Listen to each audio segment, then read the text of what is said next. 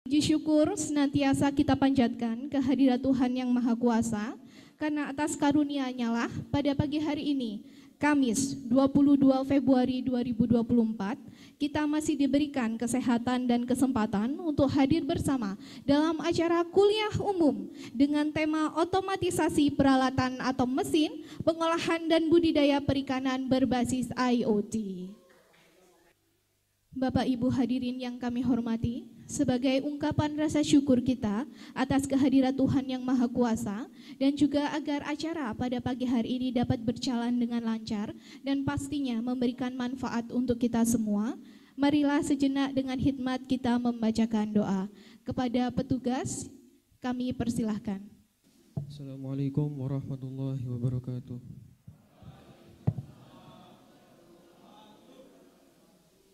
Marilah bersama-sama kita wali dengan mengucap syukur atas karunia bagi yang beragama Islam, bagi yang beragama lain dipersilakan doa menurut agama dan kepercayaannya masing-masing. A'udzubillahi minasyaitonirrajim. Bismillahirrahmanirrahim. Alhamdulillahirabbil alamin. Hamdan syakirin, hamdan yuafi ni'amahu yukafi'u mazidah. Ya Rabbana lakal hamdu kama yanbaghi li jalali wajhikal karim wa 'azimi sultanik. Allahumma salli wa sallim ala sayyidina Muhammad wa ala alihi wa sahbihi ajma'in. Ya Allah, Tuhan yang Maha Esa, kami semua menyanjung-Mu dengan segala puja, bersyukur atas nikmat dan karunia, nikmat kesehatan, nikmat kekuatan, nikmat keselamatan, sehingga kami dapat hadir dan berkumpul pada tempat yang insya Allah Engkau ridai dalam acara kuliah umum pada pagi hari ini. Ya Allah, aku berlindung kepadamu dari ilmu yang tidak bermanfaat dan segala hal yang dapat menyesatkan hati kami. Semoga kami dapat dengan mudah menerima dan menghayati serta mengamalkan ilmu yang telah kami dapatkan. Ya Allah, Tuhan yang Maha Penyayang, hidupkanlah kami dalam cahaya rahmat dan keimanan. Wafatkanlah kami dalam ibadah dan kemuliaan, serta bimbinglah setiap langkah kami dengan ridho dan keselamatan. Semoga kami diberikan keimanan dan selalu bertawakal kepadamu. Hidupkanlah hati kami dengan bermakrifat kepadamu. Sungguhnya Engkau sebaik-baik pelindung dan sebaik-baik penolong. Maka kabulkanlah doa dan permohonan dari hamba-Mu yang lemah ini. Rabbana atina fid dunya hasanah wa fil akhirati hasanah wa qina azabannar. Walhamdulillahirabbil alamin. Assalamualaikum warahmatullahi wabarakatuh. Memasuki rangkaian acara selanjutnya, yaitu sambutan dari Wakil Direktur 2 Politeknik Kelautan dan Perikanan Sidoarjo kepada Bapak Setiawan Dwi Nugroho STMT, kami persilahkan. Assalamualaikum warahmatullahi wabarakatuh. Selamat pagi yang kami hormati Pak Farid Inawan sebagai co-founder dan electrical engineer Jalatek. Yang kami hormati Bapak Ibu dosen, Kaprodi, serta Kepala TEVA, dan taruna-taruni yang kami cintai dan banggakan. Pertama-tama kita panjatkan puji syukur kita kepada Tuhan Yang Maha Esa, Allah Subhanahu wa Ta'ala, yang mana pada kesempatan pagi hari ini kita bisa berkumpul bersama-sama di ruangan ini untuk mengikuti kegiatan rutin kita yang kita agendakan setiap tahunnya, yaitu terkait dengan kuliah umum.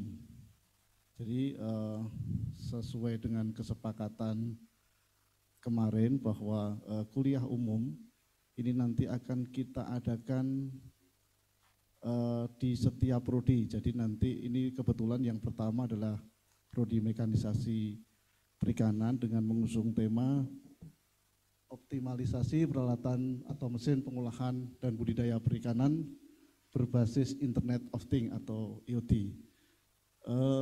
Sudah barang tentu pasti ini sangat berguna ya Bapak Ibu ataupun adik-adik taruna sekalian, karena memang semua sekarang sudah berbasis internet, semua sudah dengan sistem bukan manual lagi, seperti itu. Nah, mohon maaf Pak Direktur, mohon izin Pak tidak bisa membuka kegiatan hari ini karena beliau ada ketemu dengan Pak Sekretaris Badan, jadi ada kegiatan lain yang tidak bisa diwakilkan seperti itu. Mohon izin melaporkan Pak bahwa kami di Politeknik Kelautan Perikanan Sidoarjo ini memiliki 5 program studi. Jadi nanti saling berkaitan ya Pak ya. Jadi bahwa kita memiliki prodi budidaya perikanan, lalu pengolahan, penyakit ikan atau patologi, agribisnis perikanan dan mekanisasi perikanan. Jadi untuk prodi mekanisasi perikanan ini prodi yang paling terakhir ya Pak ya. Jadi prodi yang nomor 5 paling terakhir. Tetapi harapan kami prodi mekanisasi perikanan ini memberikan dampak positif bagi perkembangan dunia ilmu pengetahuan dan teknologi terkait dengan peralatan budidaya maupun pengolahan hasil perikanan. Apalagi sekarang sudah ada kuliah umum ya kan terkait dengan peralatan pengolahan dan budidaya yang berbasis IoT. Nah ini sudah barang tentu dari PT Jalatek ya. Jalatek ini pasti sudah punya banyak teknologi dan alumni kita Pak. Ada yang ada di sana. Saya lupa namanya siapa Pak Ari? Bagas ya, Bagas. Mungkin baru pertama kayaknya yang di PT Jala. Nah ini harapannya memberikan semangat kepada adik-adik kita untuk berkompetisi sehingga bisa seperti alumni kita yang ada di sana. Karena memang kalau beliau atau alumni ini bercerita di Jala ini sangat luar biasa dan tidak kalah dengan yang lain yang sekarang ada kayak e-fisheries dan lain-lain seperti itu. Mungkin itu Pak yang bisa saya sampaikan sebagai awalan. Untuk selanjutnya nanti monggo silahkan untuk diberikan pengetahuan terkait dengan peralatan budidaya dan pengolahan yang berbasis IoT kepada taruna-taruni kita. Demikian yang bisa saya sampaikan. Terima kasih. Saya akhiri. Wassalamualaikum warahmatullahi wabarakatuh. Terima kasih kepada Bapak Setiawan atas sambutan dan juga arahan yang telah diberikan. Memasuki rangkaian acara selanjutnya tentunya yang sudah kita tunggu-tunggu yaitu kuliah umum dengan tema otomatisasi peralatan mesin pengolahan dan budidaya perikanan dengan berbasis IoT, yang tentunya narasumber kita kali ini datang jauh-jauh dari Jogja. Selamat datang Bapak Farid Inawan. Beliau merupakan co-founder dan electrical engineer Jalatek. Boleh kita berikan tepuk tangan terlebih dahulu. Baiklah, langsung saja kita undang bersama untuk Bapak Farid bisa naik ke atas panggung terlebih dahulu. Kami persilakan Pak Farid. Bismillahirrahmanirrahim. Assalamualaikum warahmatullahi wabarakatuh. Oke, perkenalan, nama saya Farid Inawan. Saya salah satu co-founder dari Jala. Jadi Jala itu startup yang fokusnya untuk membantu budidaya khususnya udang. Jadi kalau tadi di sini mungkin masih pada belum tahu tentang Jala. Kalau e-fishery udah pada tahu ya.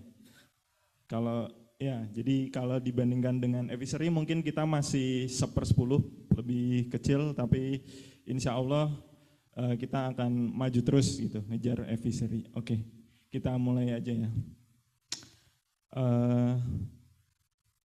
Sebenarnya saya mau komen dulu terkait foto ini, boleh ya? Ini jadi kelihatan kayak Farid Teguh. Harusnya nggak usah kayak gini. Oke. Ini salah satu co-founder yang ada di Jala. Jadi saya membangun Jala itu nggak cuma sendiri, ada teman-teman yang lainnya, ada Liris, terus ada Mas Andi, ada Alfi, Handri, dan saya sendiri. Mungkin bisa next. Oke. Jadi sebenarnya untuk memulai sebuah solusi, kita biasanya berangkat dari sebuah problem gitu. Kebetulan problem yang kita angkat untuk dibikin solusinya itu problem yang dimiliki oleh Mas Aryo ini. Jadi Mas Aryo ini dia petambak, tetapi lokasi tambak dan rumahnya itu sangat jauh gitu. Jadi dia ada problem terkait kalau ada masalah di tambaknya, dia taunya beberapa hari kemudian. Terus juga nggak tahu apa yang terjadi, terus tindakannya, terus ketika ditanya ke teknisinya, ya cuma bisa pasrah, hujan dan yang lainnya. Jadi berangkat dari situ dan juga sebenarnya kualitas air, untuk memonitoring kualitas air di budidaya udang itu sangat penting. Jadi itu alasannya, mungkin bisa di next. Nah, waktu itu ini, jadi kalau secara ini lebih banyak, akan banyak ceritanya ya, semoga nggak ngantuk. Jadi kita itu lulusan teknik elektro kebanyakan, jadi setelah lulus kita kayak sok-sokan nggak nyari kerja gitu, kita bikin usaha. Awalnya sih niatnya bikin usaha, bikin alat yang di request orang, tapi emang akhirnya lumayan melelahkan. Terus ketemu dengan Mas Aryo ini yang punya problem di tambak. Mungkin kalau teman-teman dari mekanika yang udah pernah belajar Arduino mungkin nggak ini ya, familiar gitu dengan pemandangan kayak gini, ada sensornya, ada Arduinonya. Terus kita coba present, akhirnya dimulailah perjalanannya Jala. Mungkin bisa di next. Di next, Mas. Oke. Jadi di waktu itu sebenarnya IoT itu masih belum terlalu banyak ya, tahun di 2015 tuh masih belum booming-boomingnya. Boomingnya baru sekitar 2018-an ke atas, mulai banyak platform yang udah mulai memudahkan gitu.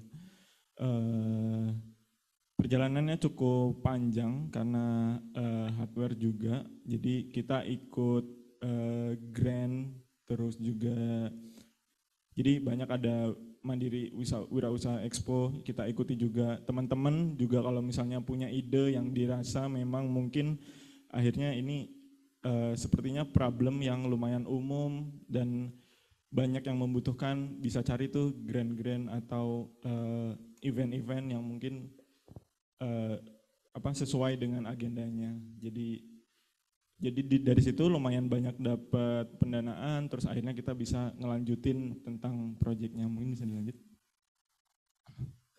Oke, sejarah sedikit terkait pengembangannya. Kita awalnya ikut inkubasi Innotek. Innotek itu tempatnya Pak Sandi ya, sama anaknya Pak Habibie. Terus kita akhirnya bisa ikut ke yang internasional, inkubasi internasional dari Hatch yang ada di Norway. Jadi bermula dari kebutuhan dari Mas Aryo untuk membuat alat monitoring kualitas air, terus akhirnya ada aja jalan gitu, akhirnya ya sebenarnya kita juga nggak nyangka akhirnya bisa sampai ke luar negeri lah, ikut ini itu gitu. Bisa dilanjut. Oke, secara perkembangan alatnya, ini ya, jalan ya. Jadi mulai dari yang sebenarnya ini gambar boxnya box banget, kotak, akhirnya bisa dicetak, ada teknologi 3D print dan yang lainnya jadi yang seperti itu. Mungkin bisa di next. Terus, nah terkait IoT itu sendiri, jadi sebenarnya kan kalau di mekanika tadi belajar terkait IoT nggak bisa berdiri sendiri ya. Jadi kita harus mempelajari elektronisnya, terus juga mempelajari bagaimana cara ngirim datanya.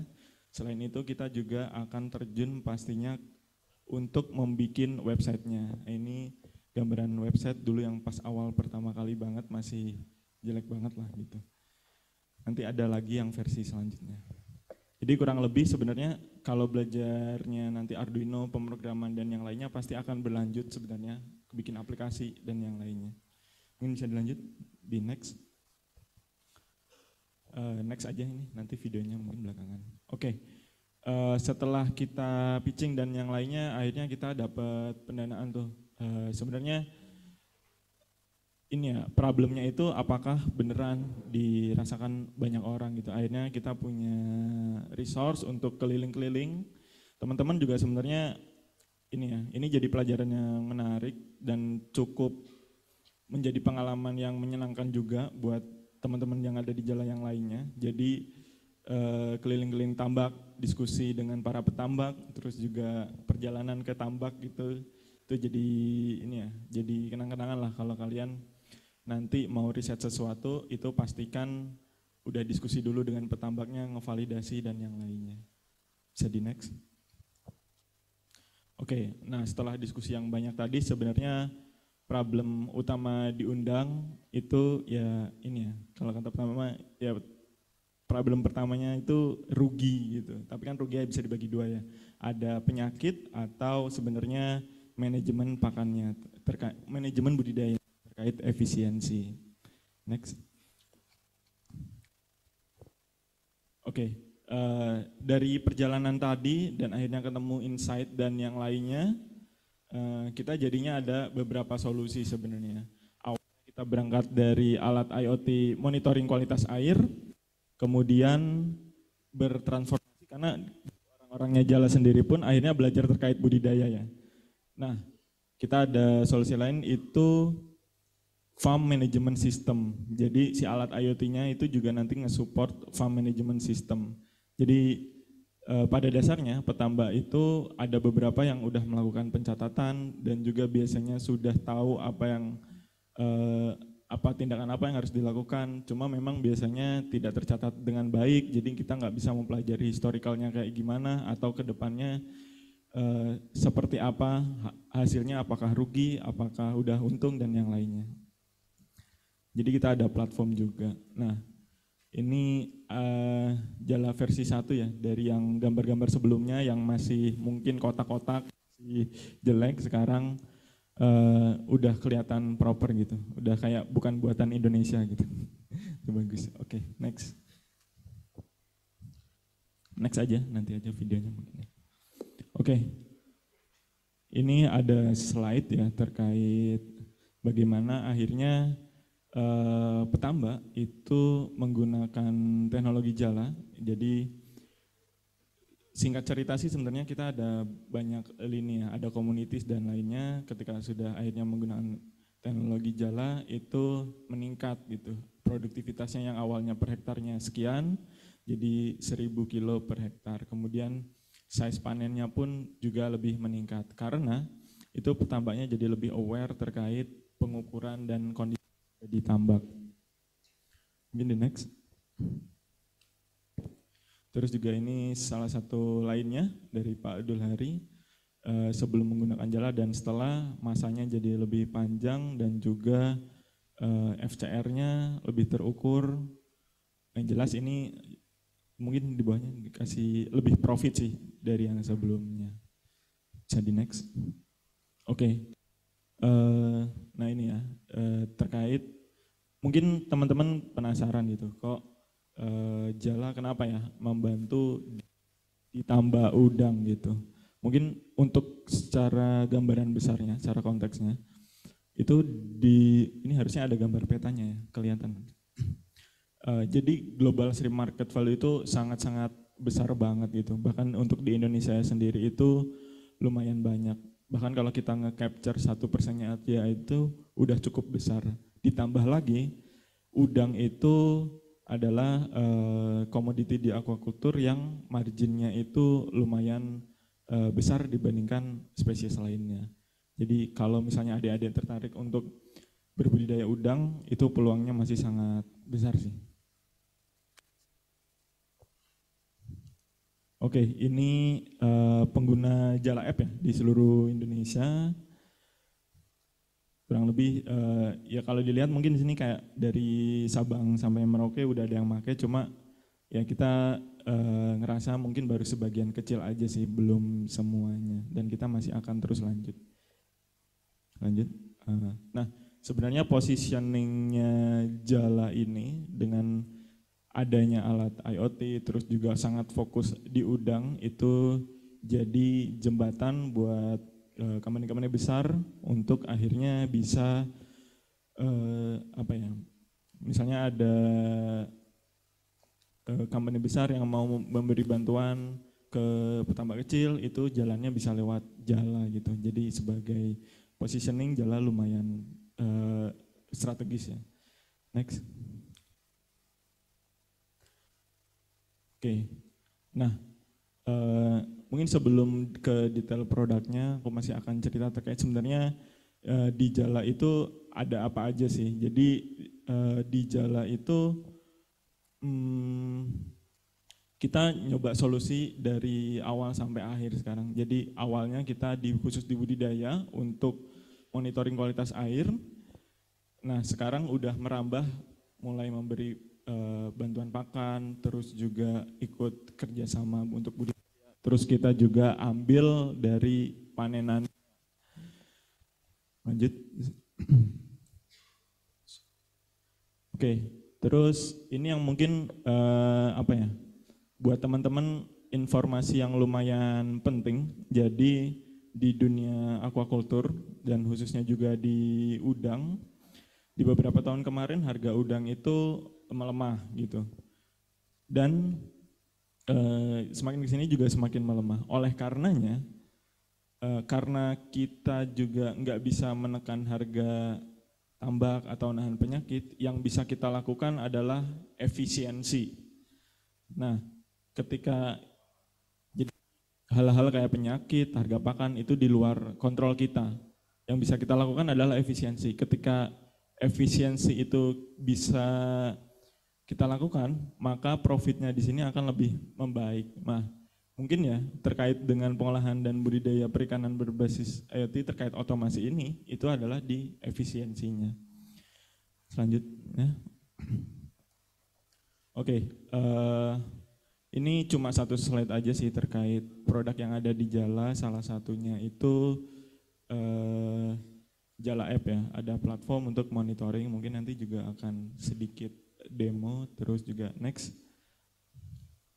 Oh ini harusnya di hide aja sih, bisa di next. Oke, terus ini Baruno. Jadi ini alat ukur monitoring kualitas air, dia ada ngukur pH, DO, salinity, dan temperatur. Mungkin bisa di next. Nah, ini tipis-tipis terkait ini ya, teknisnya, karena kan berkaitan dengan prodinya. Jadi sebenarnya kurang lebih sih hampir sama semua ya. Mungkin nanti kalau teman-teman ada pertanyaan terkait detail teknisnya, saya juga bisa bantu jawab gitu. Nah, kalau di IoT itu idenya adalah si sensornya kita bisa mengukur sesuatu, terus diproses sama proses unit, dalam hal ini ada Arduino, microcontroller mungkin, terus juga nanti dari situ kalau misalnya modulnya ada modul untuk komunikasi untuk mengirimkan data, itu nanti bisa ngirim data ke server. Kemudian kalau misalnya ada aktuator untuk otomasi misalnya kincir atau auto feeder, nah itu juga bisa disambungkan dengan aktuator. Next. Terus juga ini ya, ini mungkin agak sedikit boring dikit, cuma mau nambahin terkait teknisnya. Mungkin teman-teman kalau di tambak gitu ya, ngukur pH, ngukur DO, ngukur salinitas, untuk memantau kualitas airnya menggunakan alat yang udah ada gitu. Menurutku pemahaman terkait apa sih dibalik alat-alat yang digunakan untuk ngukur itu tuh mungkin jadi wawasan tersendiri yang penting untuk dipelajari juga ya. Contoh misalnya yang ada di pH gitu. Di pH ini sebenarnya sensornya itu adalah sensor mengukur tegangan, karena pH ini berkorelasi, tegangan outputnya ini berkorelasi dengan pH yang ada di tambak gitu. Cuma memang mungkin kalau teman-teman dari yang elektronik, yang megang elektronik di sini, mungkin challenge-nya adalah si pH ini enggak serta-merta bisa langsung dipasangkan dengan microcontroller, tapi juga harus diperhatikan karena impedansinya besar sehingga juga bisa ada losses tegangan, jadi ada tantangan sendiri untuk implementasinya. Ini bisa di next. Nah terkait dissolve oksigen, dia itu sebenarnya ini ya, Di dalamnya tuh ada cairannya, jadi ketika dimasukkan ke alat ukur monitoring kualitas air, si cairannya itu akan bereaksi yang memunculkan tegangan. Biasanya kalau DO itu nilainya 0 sampai 200, kalau ada yang lebih dari 200 itu berarti salah sih. Jadi terus kalau misalnya ada alat ukur DO yang ketika di udara itu misalnya nilainya enggak sekitar 8,5, itu juga bisa jadi ada error. DO di udara itu sekitar 8,5. Ini nice to know aja, bisa di next. Oke. Terus ini EC itu terkait konduktivitas di air. Jadi mungkin kalau teman-teman biasanya ngukur salinitas itu kan pakai refrakto ya, diambil airnya terus diintip. Nah sebenarnya ada sensor juga yang bisa ngukur salinitas. Cara kerjanya adalah ngasih sedikit electrical ke air, terus mengetes seberapa konduktivitas airnya. Kalau airnya itu sangat mengkondak listrik, artinya salinitasnya lumayan tinggi. Secara garis besarnya seperti itu. Bisa di next aja. Di next lagi. Nanti kalau ada yang mau ditanyain mungkin terkait ini. Di next lagi. Oke. Nah, terkait ada apa aja sih otomasi yang ada di Jala. Kalau tadi kan kita ada platform app-nya ya, tapi enggak saya jelasin dulu karena sebenarnya kurang terlalu relevan dengan materi kuliah yang sekarang. Terus tadi ada alat monitoring kualitas air. Jadi otomasinya di mana terkait alat monitoring kualitas air? Optimasinya jelas ada di pengukuran data yang langsung dikirimkan tanpa harus manual mencatat. Misal yang tadi untuk alat monitoring kualitas air, ketika kolamnya lebih dari 50 orangnya harus muter bawa alat dan mencatat, mungkin itu agak takes time sehingga terjadi perbedaan kualitas air ketika mengukur kolam 1 dan kolam yang terakhir karena udah beda jam. Nah dengan alat monitoring kita udah langsung ukur empat-empatnya sekaligus, terus disimpan dan dikirim langsung. Jadi orang yang bisa mantau dari jauh yang terkoneksi dengan platform Jala bisa ngelihat datanya secara langsung. Nah mungkin yang selanjutnya itu ada Jala Asto. Mungkin agak deja vu mungkin dengan Evisery. Tapi sebenarnya ini sedikit berbeda dengan yang punyanya Evisery. Yang punyanya Evisery dia itu bikin auto feedernya satu paket, jadi antara tong dan controllernya itu jadi satu. Kemudian kalau di auto feedernya Evisery itu ada dua motor, satu motor penakar, satu motor pelontar. Ini ya, bukan membanding-bandingkan. Jadi punyanya Evisery udah bagus seperti Evisery yang sekarang. Cuma kita memang ngelihat sebenarnya masih banyak potensi untuk dilakukan optimasi gitu. Kayak misalnya di Surabaya ini itu sebenarnya para petambaknya itu udah pinter-pinter gitu. Udah bisa bikin auto feeder sendiri yang mungkin ada gambar yang di sebelah kiri itu. Jadi mereka udah bikin sendiri, terus mereka pasang timer sendiri gitu. Nah, kalau dari kita yang pengen kita bantu adalah kita otomasi terkait settingan pengeluaran pakannya. Misal petambaknya menjadwalkan pakan sekian, itu nanti udah secara otomatis sesuai dengan yang di set dengan kontrol yang ini. Mungkin bisa di next. Ya, jadi ini ya. Sebenarnya teknologi auto feeder itu sendiri itu sudah sangat mengefisiensi pemberian pakan. Jadi sebenarnya mungkin buat teman-teman di mekanika ya prodinya itu mungkin nggak harus IoT sih untuk mengoptimasi atau mengefisiensi budidaya yang sekarang. Ya mungkin kalau misalnya bisa di IoT kan akhirnya bisa lebih better. Terus bisa di next.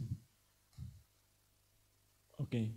Ini ya yang seperti tadi saya bilang. Jadi untuk otomasi sebenarnya nggak cuma belajar di hardware-nya aja, mungkin akan ada kerjasama dengan yang lain terkait pembuatan aplikasinya atau Nanti juga diskusi terkait tampilannya, apakah sudah mudah dimengerti oleh user, dan yang lainnya. Next mungkin. Oh iya, sebentar ya. Oke, kurang lebih sih kalau dari Jala yang ingin kita tampilkan seperti itu. Terus mungkin sebelum diskusi, sebelum tanya jawab, ini ada mungkin sedikit yang mau saya tampilkan ya. Saya mau cerita sedikit terkait petambak yang ada di Purworejo. Bentar. Ini saya mau share screen dari HP.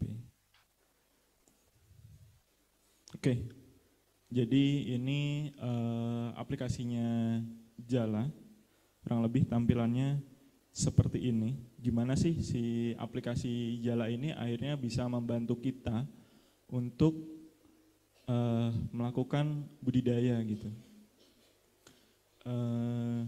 Misal ini kita contoh tambaknya Pak Sabar. Ini salah satu petambak, cuma memang ini petambak kecil ya, petambak kecil yang kita dampingi. Cuma kebetulan petambaknya nggak punya alat ukur monitoring kualitas air, tapi dia mencatatkan data pakannya. Sebenarnya untuk Jala aplikasi itu sendiri itu layer dari customernya itu lumayan banyak, mulai dari petambak kecil, petambak menengah, sampai petambak besar, company, atau bahkan investor menggunakan Jala App. Jadi Jala App ada versi mobile dan versi webnya. Ini saya akan cerita terkait dari penggunaan sudut pandang petambak yang kecil gitu, yang mungkin bisa dibilang apa-apa cukup terbatas ya, kayak misalnya akses untuk beli benur atau beli pakan dan yang lainnya, terus juga terkait jumlah lahan untuk sterilisasi dan yang lainnya sangat terbatas oleh masalah ekonominya. Jadi tambaknya di tempatnya Pak Sabar ini kita lihat ada 4 kolam, terus untuk 2 kolam yang terakhir ini udah selesai di tanggal 1 tanggal Februari sama 30 Januari. Kemarin selesai di umur 56 sampai dan 59. Terus kalau lihat dari detail datanya, di sini kita bisa monitor jumlah pakannya, yang sebelah kiri jumlah pakan harian, sebelah kanan total pakan kumulatifnya.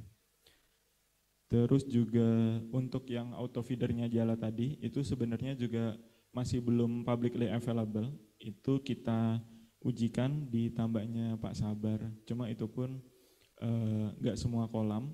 Jadi kalau ini yang kita ujikan untuk tambak yang menggunakan auto feeder dari Jala itu ada di kolam A1.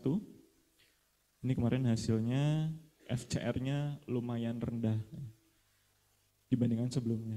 Sama mungkin teman-teman yang mungkin bergerak di budidaya dan juga pernah tahu terkait penggunaan auto feeder itu kelebihannya kan kalau yang biasa itu pemberian pakannya itu 5 kali sehari. Jadi misalnya jam 7, jam 10, jam 12.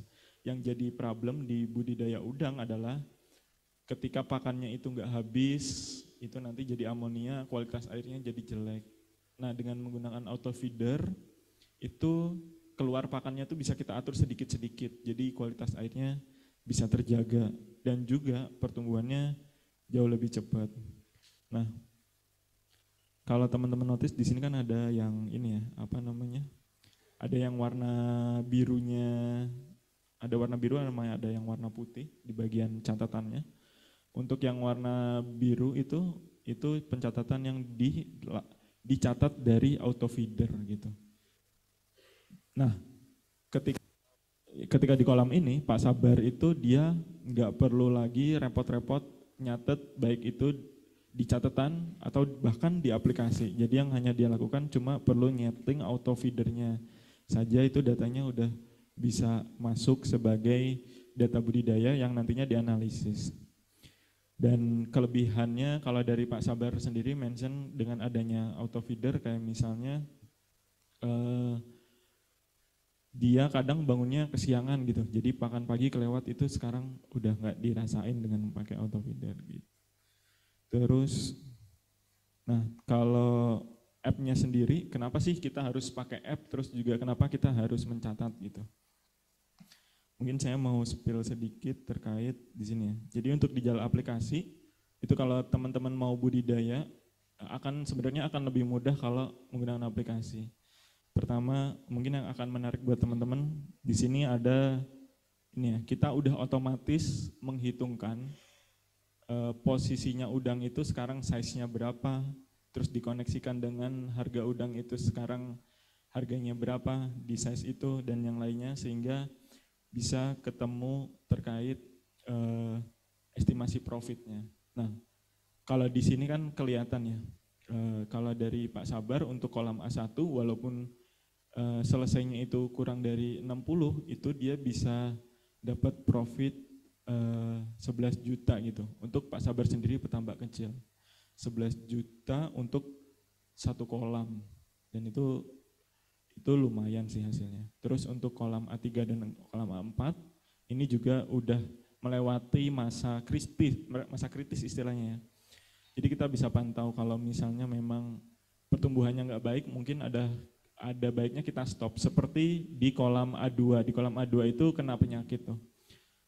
Kita deciding untuk berhenti apa enggaknya itu berdasarkan data gitu. Ketika estimasi profitnya itu nggak naik-naik dan mungkin kita masih bisa nahan supaya nanti profitnya nggak terlalu jauh, misalnya masih bakbuk gitu, masih oke. Terus ketika tadi udah ada itu juga hal yang lainnya bisa dilihat di sini. Misal, nah yang dilakukan di budidaya yang cukup lazim itu kan melakukan sampling. Di sini kita juga ketika ada sampling itu akan terlihat prediksinya. Misal, bahan pakan yang harus diberikan berapa gitu. Misal di kolam A3 terkait biayanya,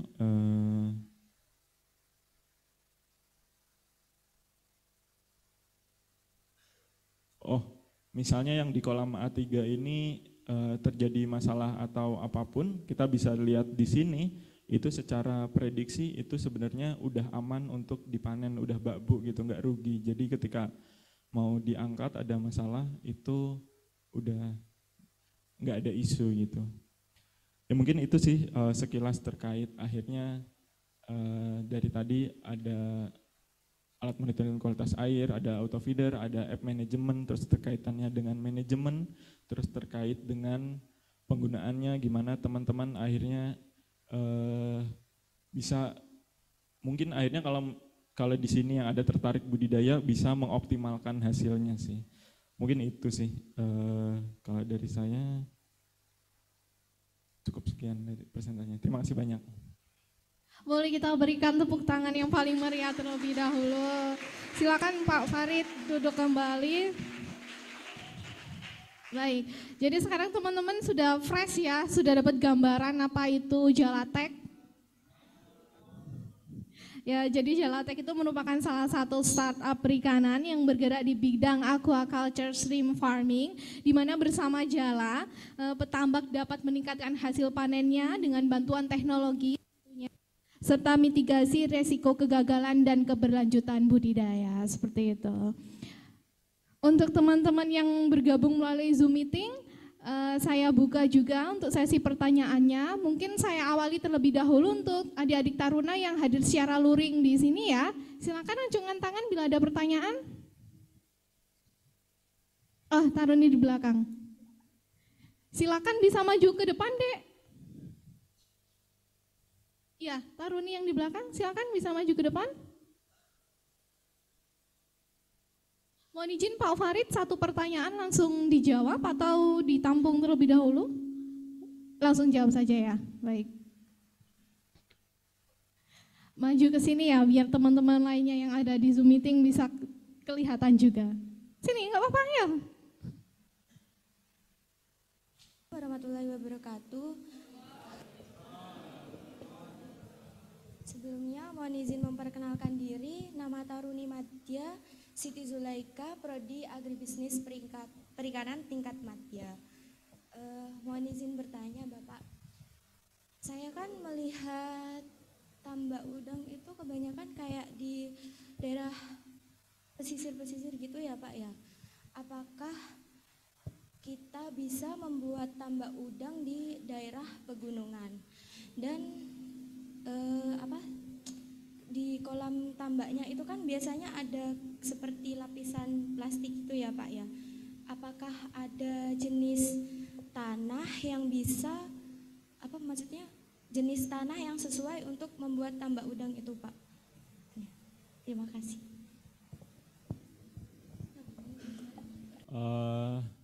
Mungkin jawab pertanyaan yang pertama dulu terkait ada nggak ya cara akhirnya kita bisa bertambak nggak di pinggir pantai gitu atau di pegunungan. Sebenarnya itu udah ada ya, udah ada dan bisa jadi kalau dilakukan dengan benar itu justru efisiensinya lumayan tinggi. Karena pada dasarnya kayak misalnya restoran-restoran atau hotel itu kan akan lebih dekat daripada bertambak di pinggir pantai. Cuma memang yang harus difikirkan adalah cara membuat ekosistemnya ketika kita jauh dari pantai. Untuk udang sendiri itu dia hidup di air payau, jadi ada salinitas yang harus dijaga, terus juga harus ada plankton sebagai pakan kami, terus juga kalau bisa tetap diatur supaya enggak beracun. Nah, caranya itu kalau di pegunungan mungkin bisa dicari namanya sistem recirculating, istilahnya RAS, kok aku jadi lupa. Recirculating air ini. Jadi dengan sistem RAS itu dia menggunakan airnya itu bisa dikasih garam untuk mencapai salinitas yang tertentu, akhirnya diputer, dimasukkan sterilisasi, terus dibalikin lagi. Jadi nggak ada air yang terbuang. Kurang lebih kayak gitu sih yang ada existing sekarang yang pernah dilakukan.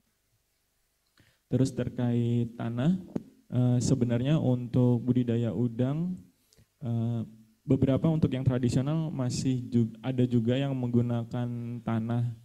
Cuma kalau dengan tanah biasanya itu rembesannya itu lumayan cepat ya, makanya menggunakan HDPE itu tadi supaya airnya nggak cepat ngerembes. Bahkan ada juga yang menggunakan beton gitu pada akhirnya. Jadi kalau ditanya mungkin tanah apa yang cocok, mungkin belum ada ya kalau untuk khususnya untuk budidaya yang semi intensif ke atas gitu, karena memang dibutuhkan airnya itu sangat dibutuhkan banget itu. Kecuali memang yang tradisional yang masih pakai tanah itu masih banyak juga sih. Paling itu. Thank you Mbak Siti. Sebelumnya mohon izin perkenalkan dulu Pak, nama Taruna Remaja Abdillah Banusa Melaputra, NIT 2303.3.027 dari Prodi TPB tingkat remaja. Saya mohon izin bertanya, dalam dunia elektronik pasti ada permasalahan error atau bug gitu Pak ya. Saya dilihat dari tadi itu dalam aplikasi Jala ataupun alat-alat kayak Baruno dan lain sebagainya itu sangat berfungsi sekali dalam dunia perikanan, apalagi dalam tambak kan. Jika ada kendala seperti bug atau error, itu gimana cara kita untuk mengetahuinya Pak? Dan gimana dalam Jala untuk mengatasi atau mengantisipasi permasalahan tersebut? Oke, terima kasih Mas Abdillah. Kalau di sini Mas Mbak atau Kak D gitu ya? Oh, Taruna. Oke, Taruna Abdillah tadi. Jadi gimana caranya kita tahu apabila ada terjadi error di lapangannya? Itu biasanya case-nya banyak hal, tapi akan lebih baik sebenarnya kalau yang tahu itu kita dulu daripada usernya. Biasanya memang usernya tahu, kemudian mereka report ke kita. Ketika mereka report sebagai kita penyedia layanan, penyedia jasa, jelas kita harus optimal sebagai customer service-nya. Tapi di teknik cycle-nya itu sendiri, itu sebenarnya kita juga bisa melakukan teknik-teknik kayak misalnya ketika alatnya itu misal DO-nya itu pembacaannya nggak sesuai, itu kita di alatnya itu sudah ada logic untuk ngirim notifikasi ke kita. Itu ada cara kayak gitu. Dan sebenarnya itu cara yang umum dilakukan di web development malah. Kalau di firmware memang sebenarnya lumayan jarang, tapi memang yang kita lakukan kayak gitu juga gitu. Jadi ketika ada apa-apa nanti bisa kita pantau dari dashboard. Jadi ada tim dari hardware yang mungkin mantau dashboard ketika pengukurannya itu dirasa kurang sesuai atau misalnya aneh itu harusnya 7 tapi ini malah 0 atau sebagainya, itu bisa akan lebih baik jika preventif sih sebenarnya. Tapi in teknisnya kalau bisa dipersiapkan, memang ada flow untuk ketika terjadi sesuatu harusnya dia alatnya ngasih tahu kita duluan daripada usernya tahu dulu gitu. Kalau Tarna Abdillah itu di prodi ini berarti prodi otomasi. Oh budidaya, di budidaya. Oke. Tertarik untuk bikin alat juga? Belum. Oke. Mungkin Abdillah tertarik terlebih dahulu untuk memulai budidaya Pak, baru nanti dibantu teman-temannya yang di mekanisasi untuk menciptakan alat atau support mesinnya, seperti itu. Baik, selanjutnya saya berikan kesempatan terlebih dahulu untuk teman-teman atau adik-adik taruna yang ada di Zoom meeting. Bagi yang ingin mengajukan pertanyaan, silakan. Bisa raise hand. Mungkin teman-teman prodi mekanisasi yang ada di pembelajaran jarak jauh di Lokal Riset Bantul.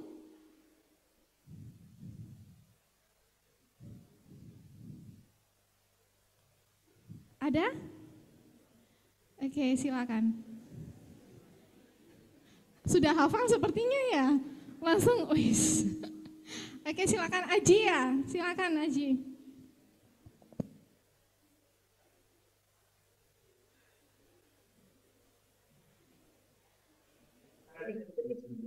Assalamualaikum warahmatullahi wabarakatuh. Mohon izin Pak, mohon izin Bu, izin bertanya terkait dengan startup tadi, dalam perjalanan mulai dari pendirian Jala Tech ini, apakah ada proses kegagalan? Nah, untuk mengatasi proses kegagalan dari Jala Tech sendiri itu bagaimana dan caranya itu seperti apa? Terima kasih. Wassalamualaikum warahmatullahi wabarakatuh.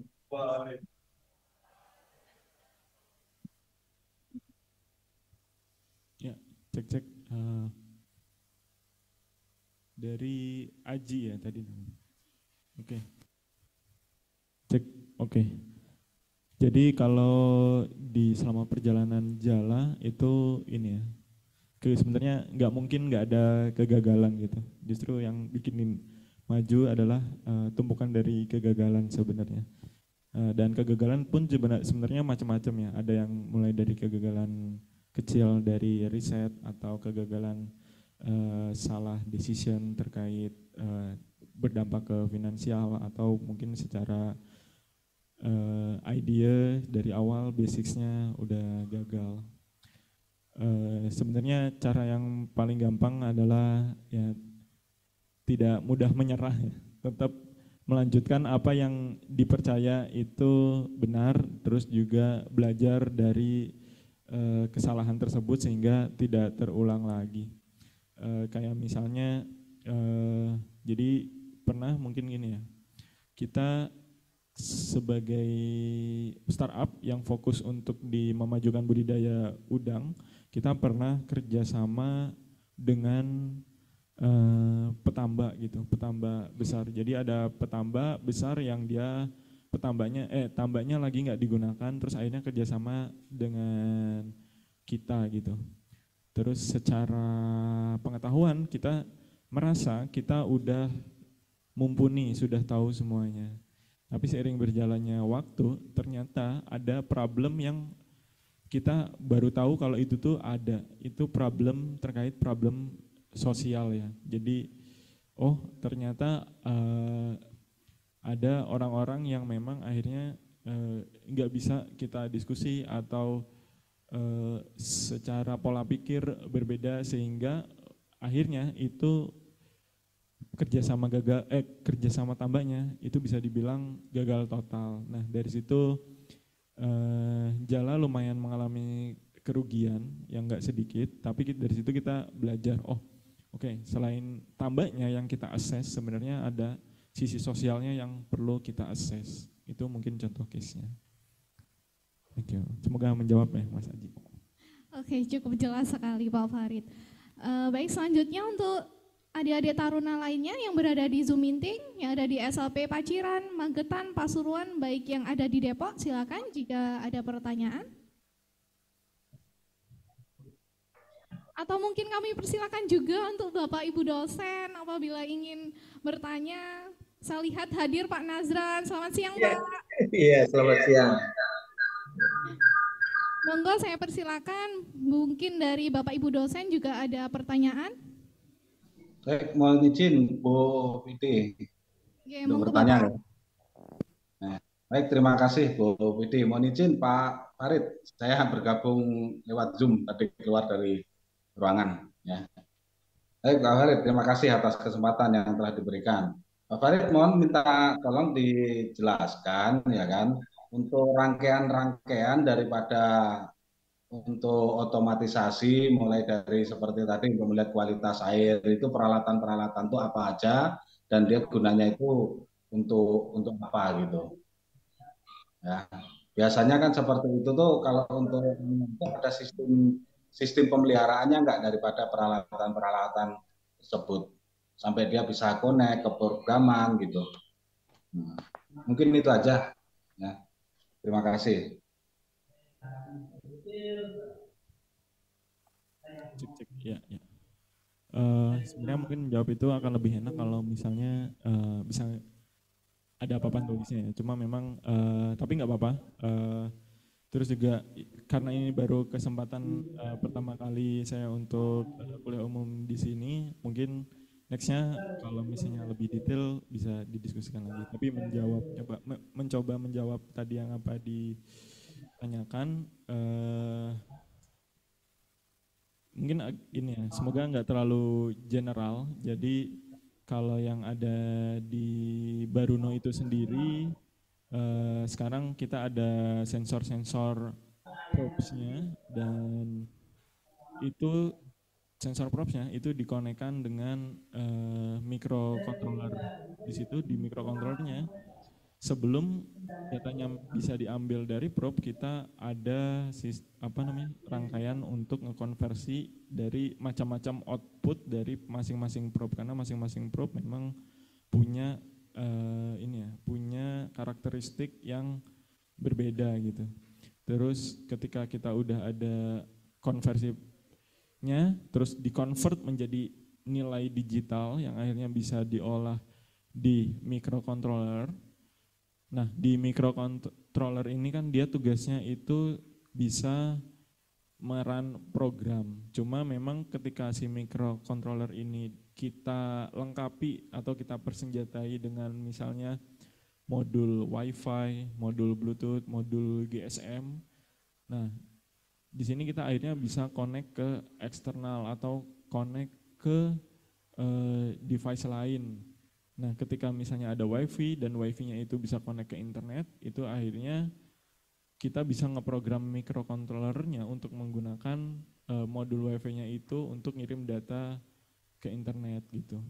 Terus terkait di sistem di internetnya itu juga harus dipersiapkan either tempat penyimpanan database atau platformnya. Sebenarnya untuk platformnya sendiri teman-teman mungkin bisa nyari ya, untuk IoT itu lumayan banyak yang free yang bisa digunakan. Jadi kita bisa tinggal ngirim data ke sana, datanya nanti bisa kita olah untuk ditampilkan. Terus sebenarnya kalau dari sistem IoT ini apa aja sih yang harus kita pikirkan gitu, harus di maintenance. Kalau khususnya untuk alat monitoring kualitas air ini, kita yang harus perhatikan itu masa waktu dari probe-nya. Terus juga harus dilakukannya kalibrasi itu, terus juga karena kita menggunakan GSM, jadi kan di Petambak itu dia kadang nggak ada jaringan WiFi.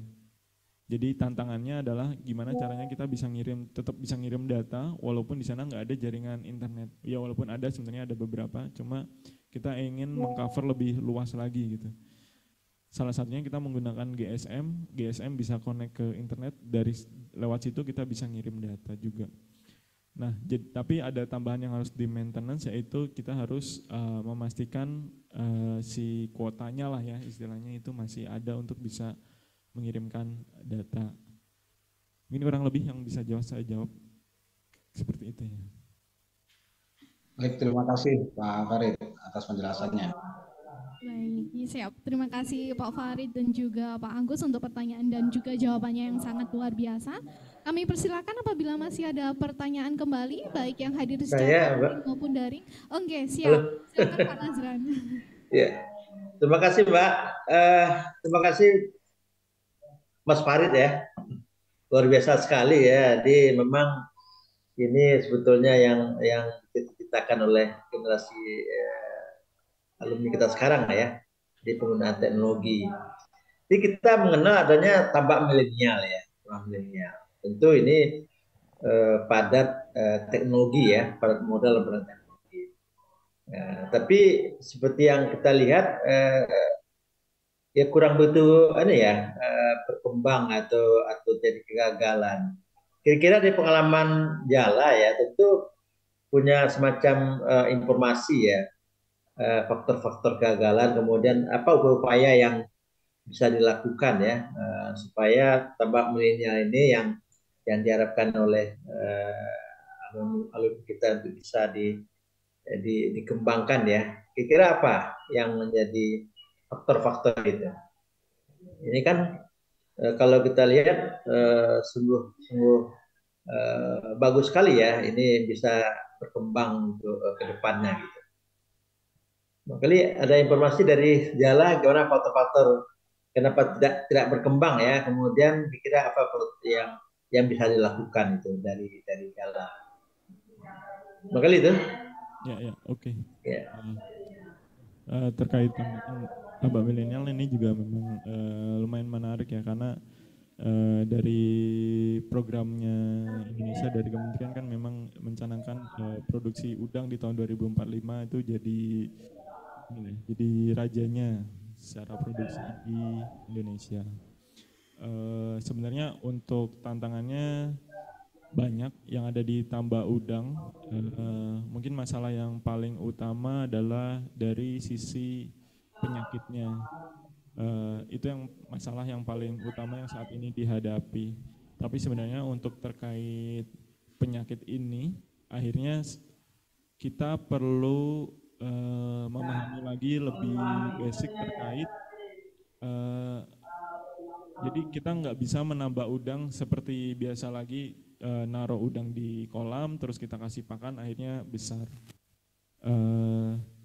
Kalau dari saya pribadi mungkin kita harus mempelajari kayak misalnya siklus dari nitrogen, dari pakan amonia berubah jadi nitrat, kemudian nanti kembali lagi seperti itu, ada pertumbuhan planktonnya jadi fitoplankton, bakteri, itu harus kita pelajari lebih lagi karena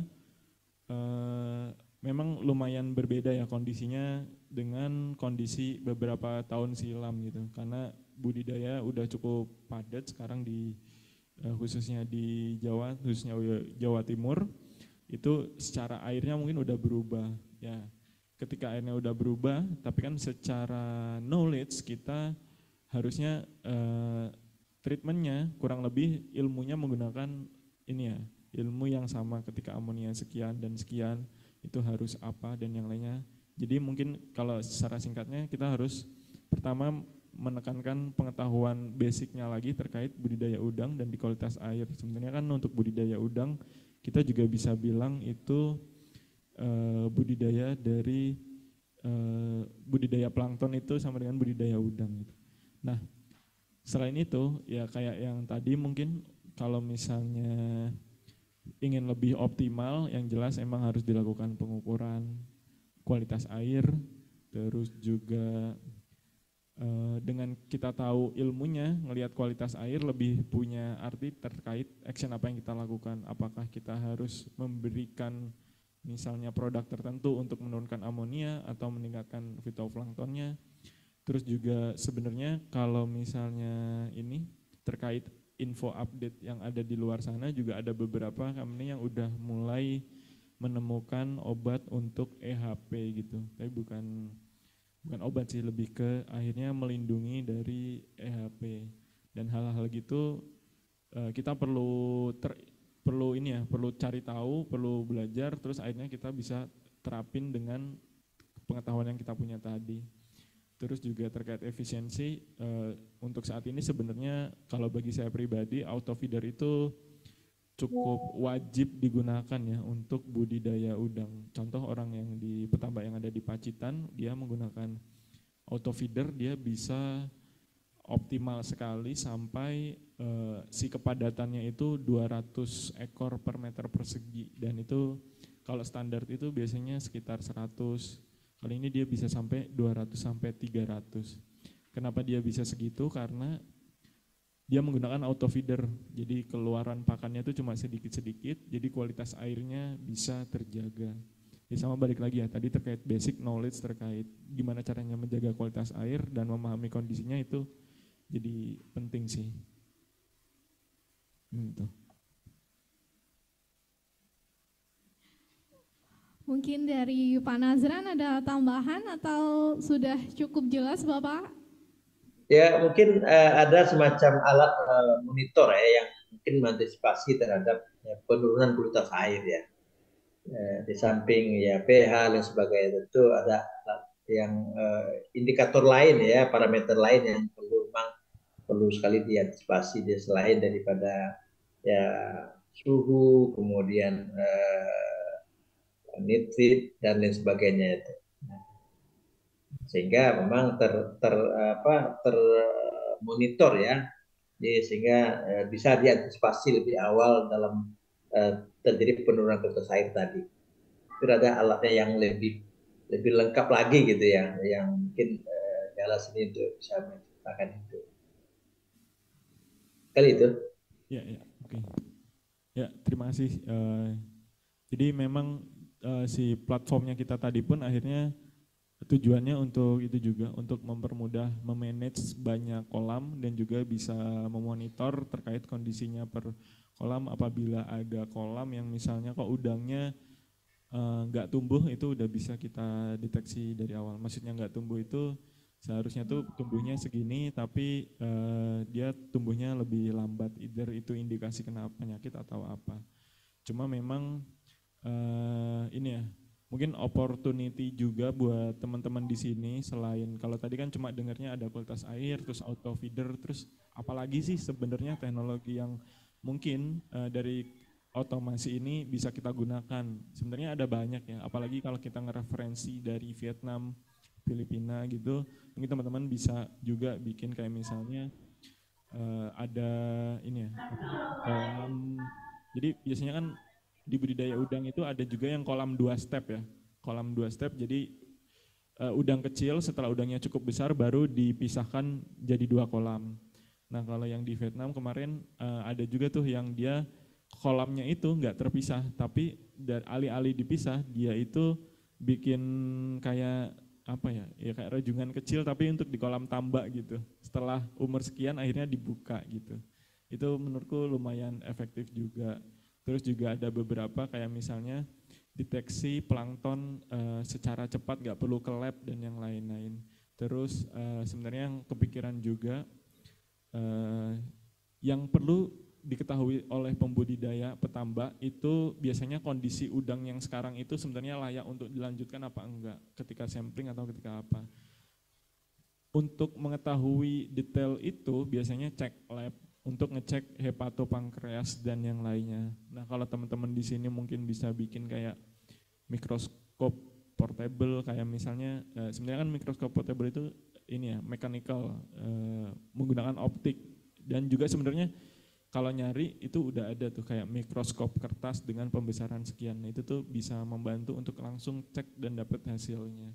Itu opportunity yang bisa saya sampaikan.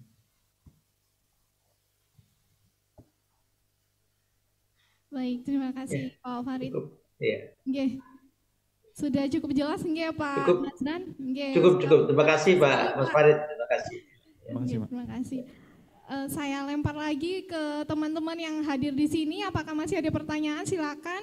Dari materi yang telah dijelaskan oleh Pak Farid, terus kemudian barusan disampaikan juga opportunity apa yang bisa dikembangkan oleh teman-teman untuk finding solution for others di bidang perikanan. Silakan. Boleh maju ke depan? Atau mungkin barangkali setelah ini ada pertanyaan dari Bapak Ibu Kaprodi, Pak Ari dan juga Mbak J. Silakan maju ke depan, Dek.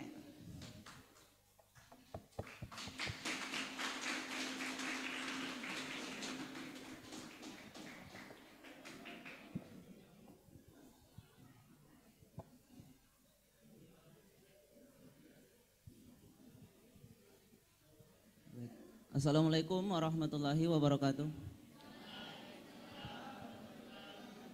Mohon izin memperkenalkan diri, nama Devan, Prodi Teknik Budidaya Perikanan, asal Kota Palu, Sulawesi Tengah. Mohon izin Pak, di sini saya memiliki 2 pertanyaan. Pertanyaan yang pertama mengenai alat manajemen kualitas air. Saya rasa ada yang kurang Pak, yaitu alat untuk mengukur kecerahan air dan untuk mengambil sampel, yang dimana untuk mengukur kecerahan air itu kan biasa menggunakan seksidis, ya. Dan untuk mengambil sampel pada air itu menggunakan Hansen. Apakah Jala punya alat atau punya mimpi untuk membuat alat yang lebih canggih dari kedua itu? Pertanyaan yang kedua adalah tidak jauh dari penyakit, karena budidaya kan pasti mempunyai penyakit. Yang dimana pada udang itu kan ada amonia, nitrit, dan nitrat. Akan tetapi biasa udang yang menyerang penyakit yang menyerang udang windu yaitu penyakit HDF, yang dimana katanya pada Fanami itu kan memiliki kekebalan yang lebih baik daripada windu. Tapi ternyata faktanya sekarang Fanami itu masih juga terkena penyakit tersebut. Menurut saya, karena menurut pengetahuan saya kan, pada tambak itu yang dimana amonia dan nitrit itu terjadi karena sisa pakan, feces atau kotoran-kotoran ikan. Kan pada tambak ini ada namanya bakteri pengurai yaitu Lactobacillus. Sebenarnya yang tetap terjadi terserang penyakit itu karena apa sebenarnya Pak? Itu. Sekian, terima kasih. Oke. Terima kasih Mas Devan.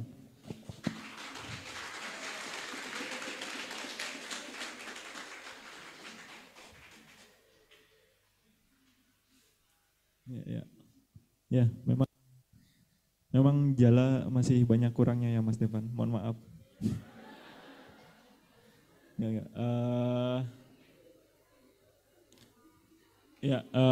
Itu sih sebenarnya untuk pengukuran kecerahan itu memang akhirnya belum ada ya di prop kita. Jadi memang mungkin itu jadi masukan memikirkan gimana caranya akhirnya bisa sekalian mengukur kecerahan juga. Sebenarnya si sensornya itu sudah ada, itu sensor turbidity, sensor kekeruhan, itu kan juga sebagai alternatif untuk mengukur kecerahan. Cuma memang secara harga mungkin kita kepentoknya masih di situ ya. Terus terkait yang sampel air yang Hansen tadi, itu ngukur apa ya? Mungkin nanti bisa dijelasin lagi ya terkait itu. Bisa. Terus terkait penyakit ya, Sebenarnya kalau ini ya, kalau penyakit sendiri, kalau dari saya sendiri mungkin kurang bisa ngasih jawaban yang cukup memuaskan.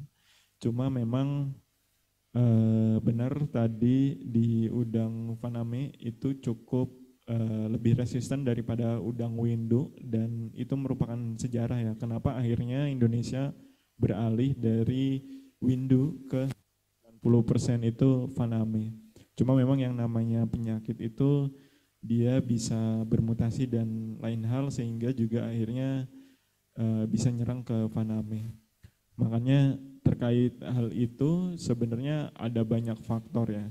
Terus juga di akhir-akhir tahun ini mungkin juga perlu aware terkait bibit yang induknya tuh dari mana ya gitu. Misalnya kita mesen ke hatchery ini, itu kita juga harus aware sebenarnya yang kita pesan ini itu benurnya itu benur yang tipe fast growth atau tipe yang resistance. Karena kalau tipe yang fast growth yang secara DNA itu dia tumbuhnya bisa lebih cepat, itu lebih rentan terhadap penyakit. Terus juga kalau kita pesannya itu yang resisten, itu lumayan kebal dari penyakit tapi biasanya pertumbuhannya lebih lambat. Jadi mungkin pertama hal itu yang harus diperhatikan ya. Kok misalnya kok kena penyakit terus, atau memang sebenarnya by DNA itu dia memang tumbuhnya bisa cepat untuk dapat profit yang lebih cepat, cuma kalau ada penyakit sedikit dia pasti akan langsung kena gitu, bisa jadi juga. Terus memang ya sebenarnya kalau problem ditambah ya seputar itu ya, seputar amonia, nitrit, sisa pakan, feses dan yang lainnya tidak tidak tersirkulasi, tidak terbuang dengan baik. Makanya pentingnya ada multidisiplin, kayak misalnya ada budidaya, juga ada mesin dan atau arsitek, sipil dan yang lainnya itu. Contoh, misal ketika kita mau bikin tambak itu kita udah nggak bisa lagi asal sembarang bikin tambak. Kita harus mikirin struktur tambaknya, kemiringan dari lantai bawah tambaknya supaya ketika ada kincir berputar, semua kotoran, sisa-sisa pakan itu langsung lari ke tengah gitu, nggak nyangkut di pinggir atau di mana. Dan itu lumayan penting dan harus dimonitor sendiri ya. Mungkin itu hal-hal itu yang bisa dicegah ya. Cuma kalau penyakit itu memang akan ada update terus, juga di luar sana pun sebenarnya mungkin ada penyakit baru dan yang lainnya juga ada banyak solusi yang lagi coba diusahakan untuk dibuat sama teman-teman yang lainnya juga sih gitu. Baik, siap Pak Farid. Bagaimana? Sudah cukup? Sepertinya pertanyaannya tadi hasil diskusi dari teman-temannya Pak. Oke, mohon izin Pak Farid untuk pertanyaan, masih ada 2 pertanyaan lagi. Saya lihat ada adik-adik Taruna di SLP Paciran dan Magetan yang masih mau bertanya. Bisa ya nggak Pak? Baik, silakan dari Paciran terlebih dahulu. Gas. Oh Depok ya, Paciran dan Depok. Baik, silakan dari Paciran terlebih dahulu.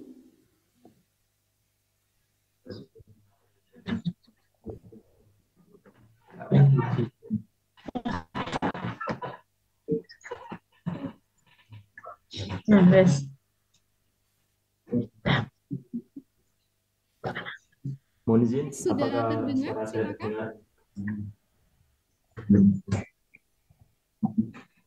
Assalamualaikum warahmatullahi wabarakatuh. Waalaikumsalam. Mohon izin memperkenalkan diri. Nama Taruna dari Purwamengkas, Prodi PBB Madya, asal Kediri. Mohon izin bertanya. Sebentar lagi kan Taruna tingkat Madya akan menjalankan PKL. Dari Jalatek sendiri apakah menyediakan tempat magang atau mungkin ketika kami sudah lulus dari Poltek menyediakan tempat kerja untuk mahasiswa atau taruna. Terima kasih. Itu pertanyaan saya. Assalamualaikum warahmatullahi wabarakatuh. Waalaikumsalam warahmatullahi wabarakatuh.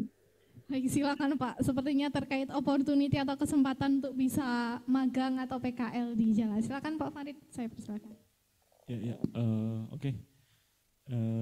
Tadi terkait PKL, jelas di Jala sangat terbuka ya. Bahkan ada macam-macam sebenarnya, kayak mulai dari produk riset untuk bikin sesuatu atau untuk misalnya teman-teman ingin tahu lebih dalam terkait budidaya, nanti ada juga PKL yang ada di farm, terus juga ada yang community sifatnya, jadi teman-teman nanti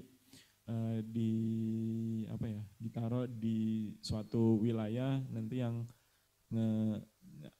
berdiskusi dengan petambaknya dan yang lainnya, terus juga nanti ada event-event yang ngumpulin teman-teman community untuk ada sharing knowledge atau ya sekedar kopdar bareng gitu. Opportunity yang ada di Jala sih ya seperti itu ya kurang lebih. Untuk PKL sangat terbuka dan juga untuk daftar di Jala setelah lulus juga sangat terbuka sih. Baik, silakan selanjutnya untuk yang pembelajaran jarak jauh di Depok, saya persilakan terlebih dahulu.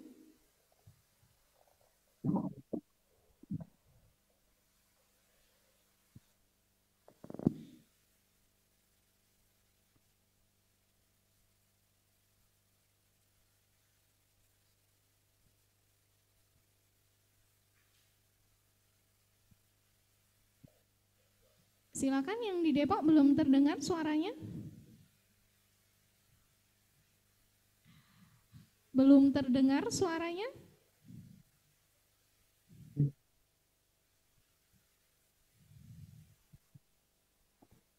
Mohon izin Bu, apakah suara saya terdengar? Sudah, silakan pertanyaannya. Mohon izin Bu, untuk saya menanyakan tentang aplikasi ini.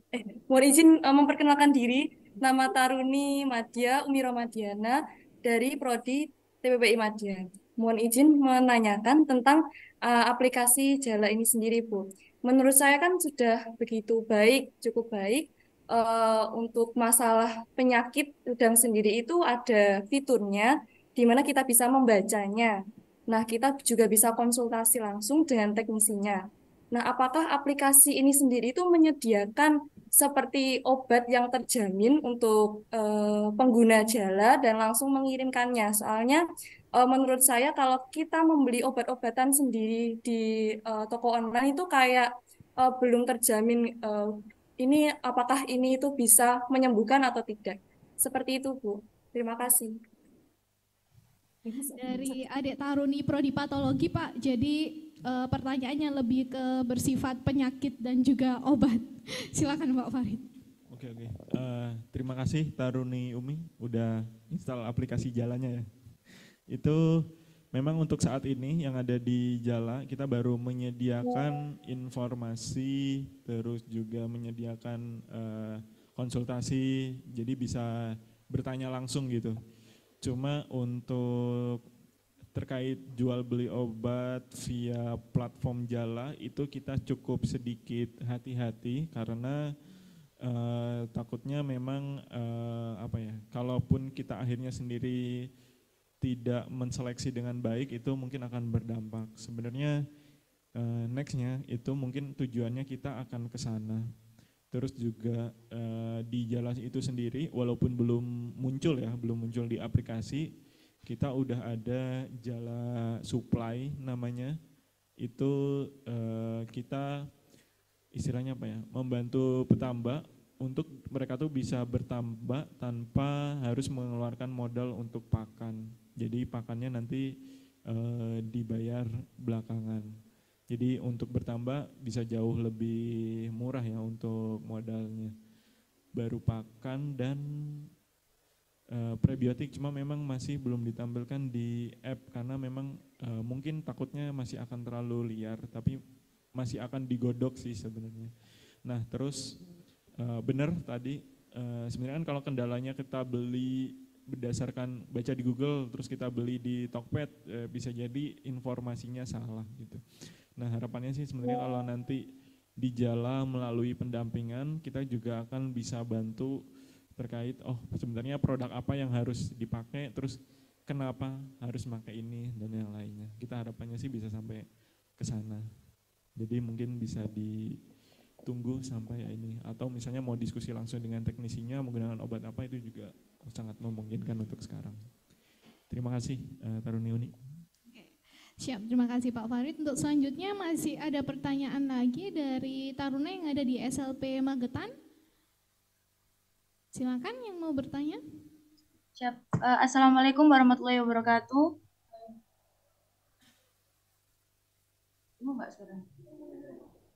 Sudah terdengar, silakan. Mohon izin Pak, Bu, mohon izin memperkenalkan diri. Nama Taruni Madya Lujeng Andayani dari Program Studi Teknik Budidaya Perikanan. Mohon izin bertanya Pak, bagaimana Jalatek mengatasi potensi tantangan teknis atau kendala operasional yang mungkin muncul dalam penerapan teknologi otomatisasi peralatan-peralatan perikanan yang berbasis IoT tersebut? Terima kasih. Bisa diulang kembali pertanyaannya? Mohon izin bertanya Pak, bagaimana Jalatek mengatasi potensi tantangan teknis atau kendala operasional yang mungkin muncul dalam penerapan teknologi otomatisasi peralatan-peralatan perikanan yang berbasis IoT tersebut? Oh ya, oke.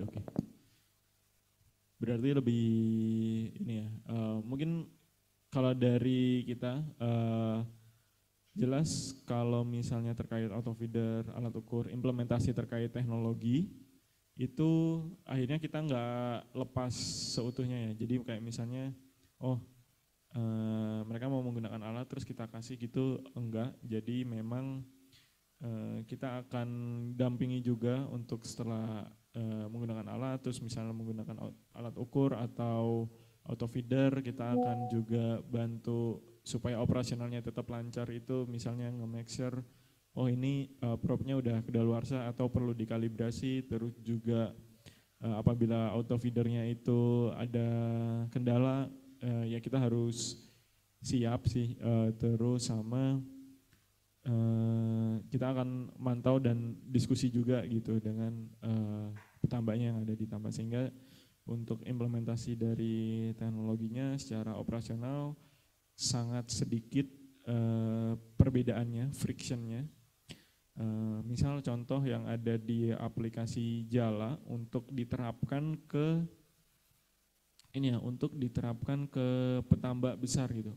Mereka udah mencatat biasanya menggunakan Excel, terus mau transisi ke Jala App gitu kan, itu akan secara operasional akan sangat takes time ketika harus pindah semua datanya.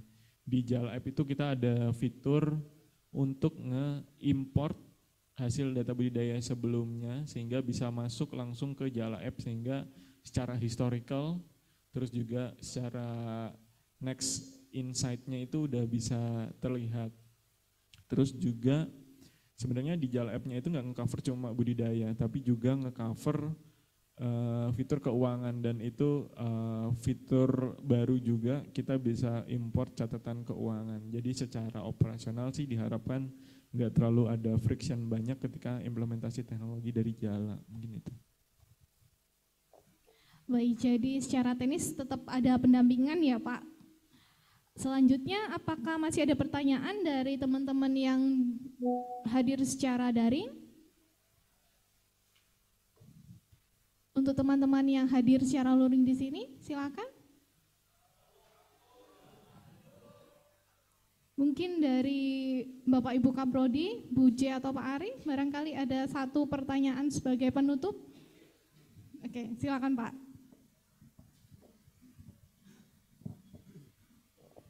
Baik, Assalamualaikum warahmatullahi wabarakatuh. Ya, terima kasih kami ucapkan kepada Pak Farid ya, sudah memberikan beberapa materi tadi terkait peralatan yang berbasis IoT. Nah, memang ini umumnya adalah semacam bypass ataupun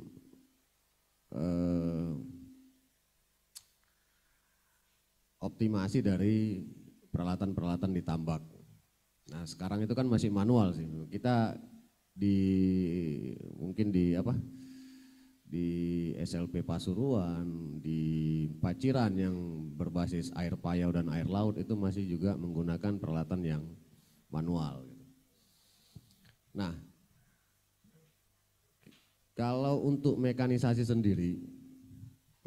itu sendiri juga sekarang bergerak ke arah digitalisasi peralatan. Semuanya sudah berbasis, ya mulai pelan-pelan kita mengarah kepada otomatis. Nah, memang kita dari Sarpras sih mungkin masih kurang jauh gitu. Itu kira-kira nanti ada berapa pertanyaan ya? Nanti mungkin Pak Farid bisa mengulang kembali nggak slide bagaimana cara kerja sistem yang ada di slide tadi. Dari mulai dia inputnya apa, outputnya apa, tadi kan ada microcontroller, kemudian bagaimana sesuatu input itu diproses, apakah di dalam microcontroller itu ada sistem Arduino, ada PLC dan segala macam. Itu mungkin saya mohon bisa diulangin sekali lagi untuk taruna-taruna yang dimekanisasi. Tadi juga Pak Agus mintanya seperti itu sih. Ada, kalau bisa ada semacam demo. Oh ini loh, saya input ini, keluarnya ini. Kira-kira dalamnya itu prosesnya bagaimana gitu. Ya kan? Memang kalau kita berbicara masalah otomatisasi, itu cuma mainnya di angka biner ya, 0101 ya kan, keluarnya ya apakah hidup atau mati gitu. Nah itu yang pertama, mungkin bisa dijelaskan lagi. Yang kedua, ini mungkin bagi adik-adik semua yang di sini. Mungkin gimana sih bisa bergabung ke Jala gitu, ya kan? Kan ada yang mau kerja juga kan, mau masuk di Jala gitu. Mungkin bisa dijelaskan Pak Farid nanti, oh ini loh peluang kerja di Jala atau bagaimana nanti kerja praktek ikut di Jala, PKL di Jala, mungkin bisa menjadi bisa sesuatu yang bisa dijelaskan lah pada adik-adik sekalian. Yang mana tahu ini kan di semester berikutnya sudah ada yang PKL lagi gitu, sudah ada yang PKL, yang Madya sekarang mungkin di semester besok, atau yang semester 4 sekarang, semester 5 sudah PKL gitu. Apakah nanti Jala membuka peluang untuk PKL, karena Politeknik itu sendiri punya MOU kan dengan Jala itu. Dengan Jalatek kita ada MOU. Nah, jadi kalau misalkan mekanisasi nanti ditempatkannya di mana, prodi ini lebih cocok ditempatkan di mana, mungkin Pak Farid bisa memaparkan itulah. Nah, kemudian yang ketiga ya. Yang ketiga,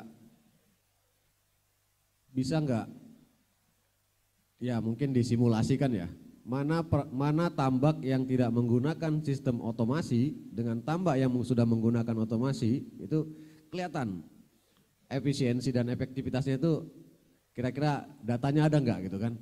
Oh dulu ini misalkan dari efisiensi pekerja aja, dulu ini pekerjanya 100-an orang. Sekarang setelah ada auto feeder, setelah ada mungkin beberapa peralatan yang menggunakan otomasi, itu terjadi pengurangan karyawan. Artinya apa? Hanya yang sekarang tambak itu juga sudah mengurangi karyawan yang kualifikasi pendidikannya SMA ke bawah. Justru yang direkrut sekarang adalah yang dari pendidikan tinggi. Karena kemampuan manajemennya. Akhirnya yang dibutuhkan di tambak itu bukan lagi tenaga-tenaga kayak feeder gitu ya. Kayak feeder itu mulai dikurangi karena sudah ada auto feeder gitu kan. Feeder mulai dikurangin, justru sekarang ya seperti alumni-alumni dari perikanan, dari keteknikan itu beralih ke manajemen gitu. Beralih ke manajemen tambak. Mampu mengatur perencanaan tambak ini ke depan bagaimana. Kalaupun ada pembukaan petakan baru atau kolam baru, itu nanti pengerjaannya bagaimana.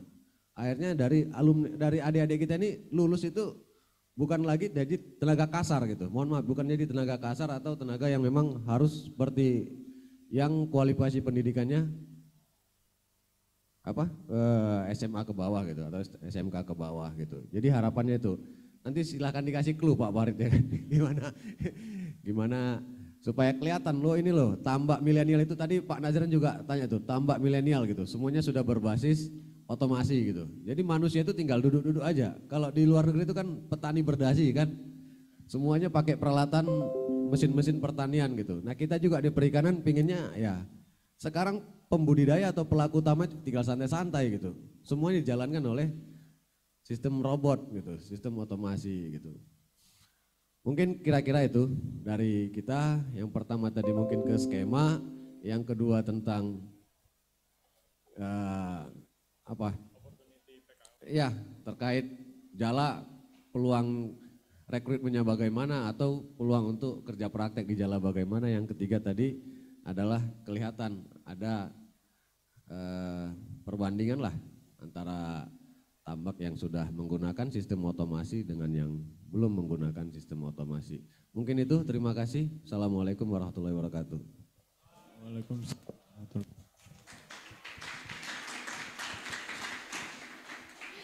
Ada 3 pertanyaan Pak Farid dari Pak Ari, silakan bisa langsung dijawab. Mungkin bisa ditampilkan lagi terkait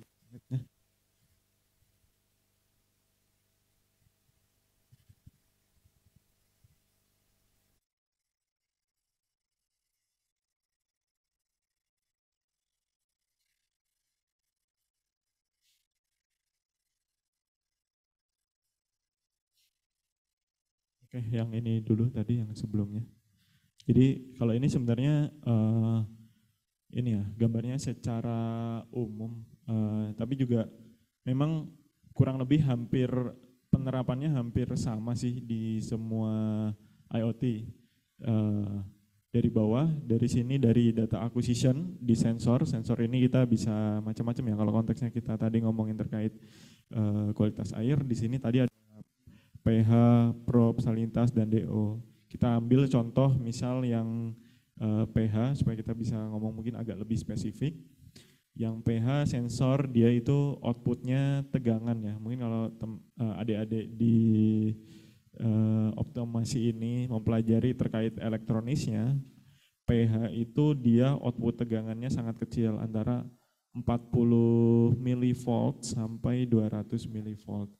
Tapi selain tegangannya itu kecil, itu juga tantangannya kita nggak bisa langsung asal colokin ke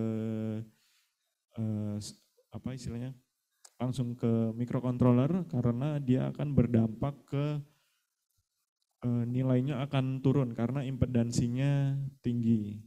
Jadi secara karakteristik itu harus dipikirkan bagaimana di sini ada sesuatu, di sini ada apa ya, rangkaian elektronis untuk ngehandle dari output dari pH-nya. Nah, ketika itu sudah firm, sinyalnya itu udah kuat dan dimasukkan ke unit processing, udah nggak ada masalah, udah nggak ada perubahan di unit processing, nanti dikonversi sebenarnya cukup umum ya di microcontroller, baik itu microcontroller apapun atau yang sekarang udah cukup dimudahkan dengan adanya Arduino. Itu ada ada program namanya ADC, Analog to Digital Converter. Jadi dari ADC, dari value tegangan tadi dikonversi menjadi nilai dari 0 sampai 1024 gitu. Ketika itu nanti value-nya udah pasti, itu kita udah dapetin value-nya sehingga di dalam programnya itu kita bisa ngelogic juga kalau misalnya pH-nya sekian atau DO-nya sekian, itu dari unit processing kita bisa ngirimkan sinyal. Cuma memang kalau di Arduino itu sinyalnya cukup lemah ya, jadi cuma sinyal untuk kalau kuatnya cuma buat nyalain lampu LED aja gitu. Terus ketika dia sudah misalnya sinyalnya DO-nya rendah terus akhirnya harus nyalain aktuator, kita di sini harus pasang driver motor, istilahnya driver atau switching untuk menyalakan kincir atau IPAS. Terus misalnya ketika ini sudah dinyalakan, terus kincirnya muter, ada feedback dari sensor DO yang masih mengukur, DO-nya naik, terus udah sampai titik tertentu, akhirnya bisa diberhentikan. Nah itu kita bisa ini ya, itu jadi satu loop yang otomatis kita udah nggak perlu mikir lagi terkait penghematan listrik ditambah atau lupa nyalain kincir kayak gitu. Terus kalau di modul komunikasinya tadi untuk ngirim data ke internet supaya orang yang lain yang di luar tambak itu bisa ngelihat datanya. Mungkin kurang lebih untuk pertanyaan pertama yang bisa saya jawab kayak gitu. Terus kalau sebenarnya ada beberapa hal lagi terkait detail teknisnya yang mungkin perlu diperhatikan. Di next mungkin. Di next lagi sampai ke yang gambar diagram. Nah ini, jadi memang ini ya, IoT tadi satu hal, tetapi security itu juga lain lagi. Ketika kita udah bisa bikin alat IoT yang mengirimkan data ke internet, ketika itu enggak secure dan orang lain tahu cara ngirim datanya, bisa jadi ada orang lain yang iseng ngirim data enggak dari IoT, ngirim data random aja gitu. Makanya di jala sensornya ini, ketika ngirim data kita harus kasih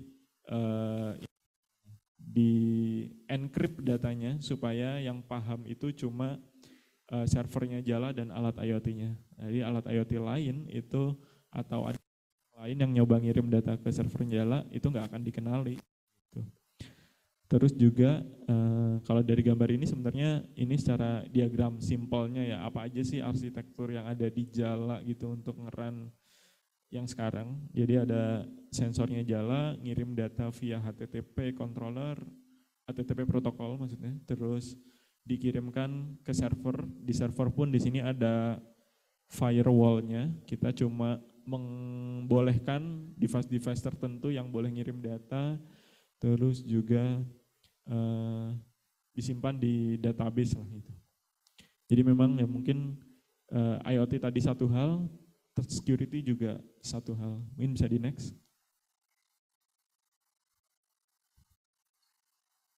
Terus kalau yang di dalam tadi, mungkin mundur lagi. Kalau yang digunakan di Baruno sekarang itu menggunakan microchip STM32. Terus juga untuk pengiriman datanya kita menggunakan GSM modul ya, menggunakan SIM800. Mungkin kalau yang sering mainan Arduino, mungkin udah cukup familiar dengan ini. Oke, paling mungkin itu ya untuk menjawab pertanyaan yang pertama. Terus yang kedua tadi terkait PKL, sebenarnya kalau dari saya sendiri mungkin kurang akan bisa menjawab dengan cukup lengkap. Jadi nanti sebenarnya bisa ditanyakan ke HR-nya. Terus juga secara informasi di landing page-nya Jala itu kalau misalnya ada bukaan juga ada informasinya. Tapi mungkin sekali lagi kalau dari saya bisa ngasih gambarannya itu terkait apa aja sih yang ada di Jala, itu lini bisnisnya. Itu ada di Jala Supply terkait pakan, terus juga ada di budidaya kerjasama dengan tambak, dan juga ada tim panenan yang misalnya tertarik terkait pos budidaya, setelah budidayanya seperti apa. Terus juga ada di produk, ada di ya finance, mungkin kalau mau finance terkait budidaya itu juga ada sih. Kalau yang nomor 2 memang mungkin nanti in detailnya teman-teman bisa langsung chat aja dari Jala ke HR-nya paling itu. Terus kalau pertanyaan terakhir terkait perbandingan ya, terkait perbandingan otomasi dan yang nggak pakai otomasi, sebenarnya mungkin kalau langsung demo agak sulit ya. Paling di beberapa slide sebelumnya itu ketika akhirnya memonitor menggunakan Jala, mungkin hasilnya berbeda, jadi lebih bagus. Cuma tadi memang baru satuan petambak lah istilahnya. Cuma memang kalau di company misalnya terkait penggunaan auto feeder, banyak yang bilang auto feeder apakah akan menggantikan para petambak. Sebenarnya itu ini ya, kalau diskusi kadang sebenarnya enggak juga. Bisa jadi akhirnya dengan adanya auto feeder itu anak tambaknya jadi bisa difokuskan ke ngurusin yang lain. Misalnya jadi efisiensinya si anak tambaknya yang awalnya itu kecapean, lelah, harus ngasih pakan banyak kolam, itu stresnya jauh lebih berkurang dengan adanya auto feeder, yang mana jadi lebih bisa fokus untuk bersihin kolamnya, terus ngemonitor udangnya dan yang lainnya, itu jadi hasilnya bisa lebih optimal. Kurang lebih sih gambarnya kayak gitu sih kalau saya. Baik, terima kasih Pak Farid. Dari Pak Ari sudah cukup. Baiklah, demikian pertanyaan dan juga jawaban penutup pada sesi kuliah umum pada kesempatan kali ini. Barangkali ada pernyataan penutup dari Pak Farid untuk adik-adik taruna, silakan. Cek ya. Mungkin kalau dari saya, jadi untuk aquaculture di Indonesia itu sebenarnya potensinya sangat luas ya. Terus juga kalau khususnya di budidaya udang itu juga masih sangat berpotensi untuk ya bahkan istilahnya apa ya, kalau misalnya adik-adik deciding untuk akhirnya bercita-cita untuk punya tambak sendiri, itu tuh bisa ini sih, ya bisa menghidupi lah gitu. Dari tambak tuh cukup sebenarnya. Jadi semangat sih untuk belajar terkait budidayanya, karena opportunity-nya di budidaya sangat besar paling terlalu. Terima kasih banyak. Baik, terima kasih Pak Farid untuk motivasi dan juga materinya kepada adik-adik taruna pada kesempatan kali ini. Saya ucapkan sekali lagi terima kasih kepada Pak Farid untuk kehadirannya di Politeknik Kelautan dan Perikanan Sidoarjo. Semoga next bisa memberikan kuliah umum lagi ya Pak di sini. Kemudian terima kasih juga untuk Bapak Ibu dosen yang sudah hadir baik secara luring maupun daring. Begitu juga untuk adik-adik taruna yang mengikuti melalui Zoom meeting maupun hadir pada pagi hari ini. Jika kita sekilas melihat tentang Jala, jadi kemarin saya buka websitenya Jala, yang saya suka dari websitenya startup adalah webnya yang menarik Pak, mulai dari fitur produknya apa aja, terus ceritanya bagaimana Jala didirikan, kalau tidak salah mulai 2014 atau 2015, di mana Pak Aryo yang merupakan salah satu co-founder Jala mempunyai masalah yang beliaunya mempunyai tambak di Pekalongan, sedangkan rumahnya atau beliau bertempat tinggal di kota lain. Jadi untuk memantau real sikon di tambaknya kesulitan, akhirnya menemukan solusi trial and error, studi banding dan lain-lain, akhirnya dapat finding solution yang tidak hanya bermanfaat bagi Pak Aryo sendiri tapi juga untuk yang lain. Semoga inspirasi dari co-founder Jala ini dapat menular ke kita semua, khususnya para taruna-taruni Politeknik Kelautan dan Perikanan Sidoarjo. Tetap semangat untuk kita semua, dan seperti jargonnya Pak Direktur ya, sayang sekali beliau tidak hadir hari ini, bahwa hidup itu gerak. Sekian, terima kasih. Wabillahi taufik wal hidayah. Wassalamualaikum warahmatullahi wabarakatuh.